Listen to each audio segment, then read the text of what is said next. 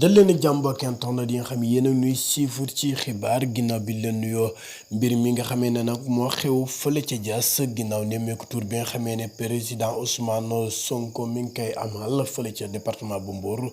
ba mu yeggee nag fële ca Diass jàppante bu tàng jot na faa am ginnaaw bi nga xamante ne bi lenn ci ay waxambaane wala ay jigéen romb nañ leen ñuy wax li nga xamante ne bi ñooy turu kii nga xamante ne bi moom la amal jafe-jafe moom Ousmane Sonko di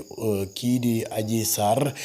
ba tax na lenn ci garde corps yi Ousmane Sonko yi fipp dem jàkkaarloo ak ñoom defante ko ak ñoom ba mu saf sàpp ni ko noonu nag lenn ci ay nit am nañ ci ay gaañu gaañu ba ci takk der yi nga xamante ne bii ni nekkoon nañ foofee ci Diass ñoom it jëlee nañ ci kenn ci ñoom ay gaañu gaañu waaye nag lenn ci responsable APR yi nga xamante ne bii ñoo féete woon ci dëkk boobu it nee na ñoom dinañ porte plainte ndaxte ki nga xamante ne bii nii moom mooy Ousmane Sonko dafa dëkk ci seen ab dëkk caxatee li nga xamante ne bii mooy seeni kër waaye it gaañ fi ay nit ak leneen ak leneen nen nag porte plainte bi mi ngi ci ndoddum ki nga xamante ne bii mooy Ousmane Sonko te dina ci jot